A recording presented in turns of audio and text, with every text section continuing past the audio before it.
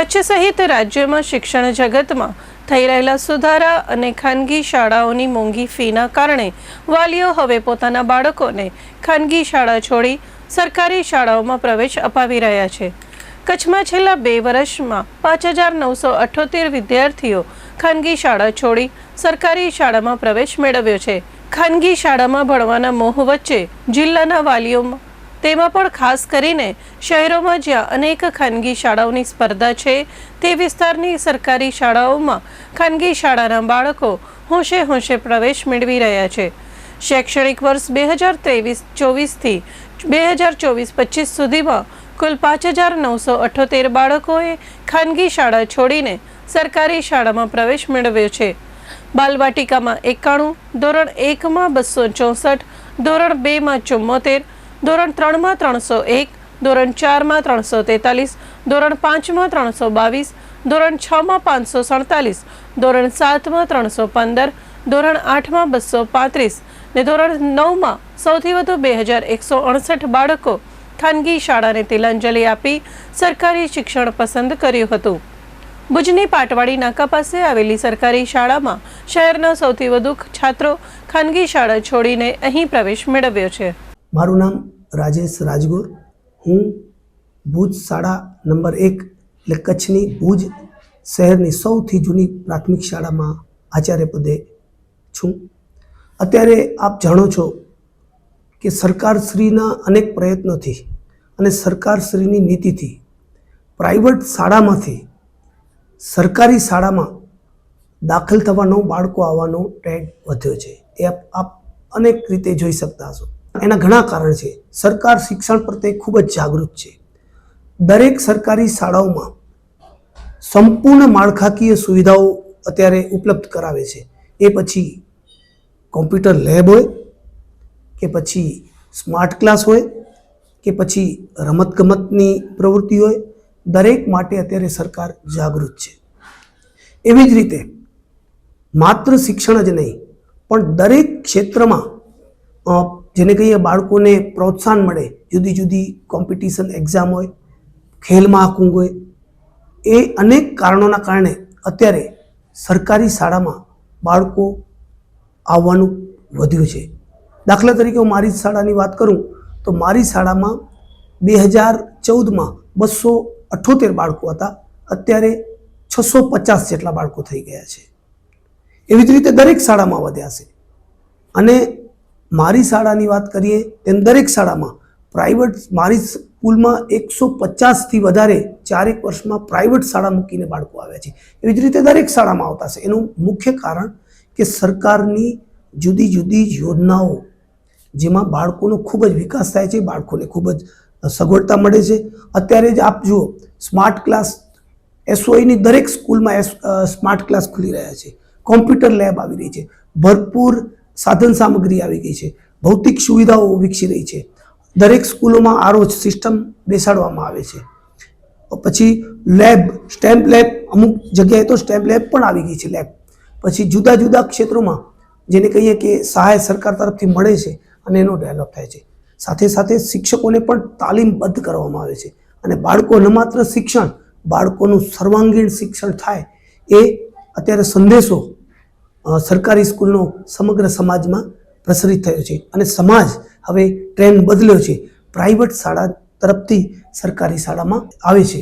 હું પણ આ પ્રસંગે આપ સૌને, વાલીઓને એ જ અપીલ કરું છું કે સરકારશ્રીની આટલી સરસ નીતિ છે, સરકાર આટલું બધું ધ્યાન રાખે છે, આટલી બધી સુવિધાઓ ઉપલબ્ધ કરાવે છે, ટેકનોલોજી આપે છે, તો આપણે પણ આપણા બાળકોને મોંઘી દાટ ફીમાંથી બચીને સરકારી શાળામાં જ્યાં ગુણવત્તાલક્ષી શિક્ષણ આપવામાં આવે છે અને જે હાઈ મેરિટવાળા ટીચર છે તો એ શાળાઓમાં એડમિશન લેવડાવીએ અને આપણા બાળકોનું ઉજ્જવળ ભવિષ્ય વિકસે એ માટે પ્રયત્ન થઈએ।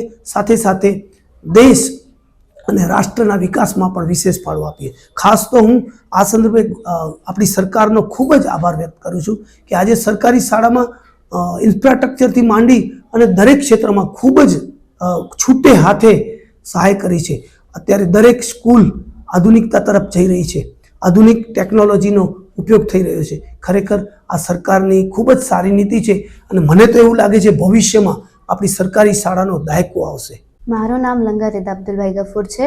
હું ભુજ શહેરના શ્રી પાટવાડી શાળા નંબર 1માં અભ્યાસ કરી રહી છું. હું પહેલે ખાનગી શાળામાં અભ્યાસ કરતી હતી અને હવે હું સરકારી શાળામાં અભ્યાસ કરું છું. મને ખાનગી શાળાનો શિક્ષકનો મતલબ જે ભણાવે છે એ મને બરોબર ન થતું હતું, એટલે હું સરકારી શાળામાં આવી ગઈ. સરકારી શાળામાં બધા શિક્ષકો બહુ સારા છે. મેથ્સના ટીચર છે, ઇંગ્લિશના છે, ગુજરાતીના છે, SSTના છે, સાયન્સના છે. બધા ટીચર બહુ સારી રીતે ભણાવે છે. મેથ્સના ટીચર અમને આખો ચેપ્ટર કમ્પ્લીટ કરાવી લે. અગર કંઈક ડાઉટ હોય તો રિસર્ચમાં અમને સમજાવી દે આખું. પછી સાયન્સના ટીચર છે એ અમને સાયન્સ લેબમાં લઈ જાય. પછી કંઈ ખબર ના પડે તો એ પણ સમજાવી દે. અને અગર વૃક્ષો વિશે કંઈ જાણવાનું હોય ચેપ્ટરમાં તો અમારા ગાર્ડન છે અહીંયા એમાં લઈ જાય, અમને બધું સમજાવી દે. પછી SSTના ટીચર છે એ અમને આખો ચેપ્ટર બહુ સારી રીતે સમજાવે અને જે ભૂગોળમાં જે બધું હોય એ પણ અમને સમજાવે. રાજાઓ વિશે બહુ સારી રીતે સમજાવે. અગર અમને ખબર ના પડે તો અમને મોટી ટીવી છે એનામાંથી અમને બતાવીને બધું સારી રીતે સમજાવી દે.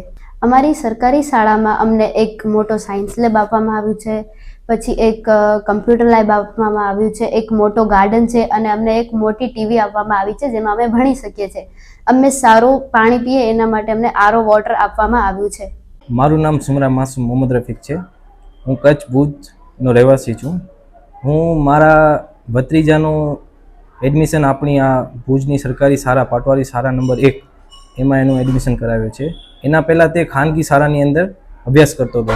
પછી ત્યાં ખાનગી શાળા કરતાં અમે આ પાટવાડી શાળાની જે મુલાકાત લીધી અને મુલાકાત લઈ અને અમે જોયું કે આ તો ખાનગી શાળા કરતાં પણ બહુ સારી રીતે અહીંયા અભ્યાસ ચલાવવામાં આવે છે અને બાળ વિકાસ કેવી રીતે થાય એના એવી રીતે પ્રવૃત્તિ પણ કરવામાં આવતી હોય છે. તો મારી બહેનને હું જાણ કર્યું કે આપણે આ પ્રાઇવેટ ખાનગી શાળામાં આવડી મોંઘી ફી ભરીને આપણે ત્યાં એને મોકલીએ છીએ, એના કરતાં આપણે આ પાટવાડી શાળા છે જે ગવર્મેન્ટ શાળા છે આપણી ભુજની જ એની અંદર આપણે મોકલીએ. ન આપણને કોઈ ફીસનો કોઈ આપણને ચાર્જીસ લાગે છે એવું બધું. તો મારી સિસ્ટરને ખાનગી શાળામાં 2 વર્ષ અભ્યાસ કરાવ્યો.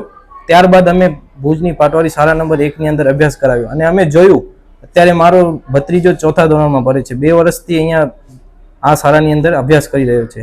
પછી અમે 2 વર્ષમાં એટલો એનો ડેવલપ જોયો છે જેની વાત મૂકી દો. કારણ કે જે ખાનગી શાળાની અંદર જે અભ્યાસ ચાલતું હતું અને અહીંયાનો અભ્યાસમાં ઘણું અંતર છે માનીએ છીએ. અને અહીંયાના જે શિક્ષકો છે જે ખૂબ જ મહેનત કરી રહ્યા છે, સરકારી શિક્ષકો, કે બાળકનો બાળ વિકાસ કેવી રીતે થાય, એ લોકો કેમ ભવિષ્યમાં આગળ વધે તે માટે પણ ઘણા બધા પ્રયત્ન કરવામાં આવે છે. અને સરકારશ્રી દ્વારા અત્યારે તો ખૂબ જ બધી પ્રવૃત્તિ કરવામાં આવે છે કે નવી ટેકનોલોજી અપનાવે છે.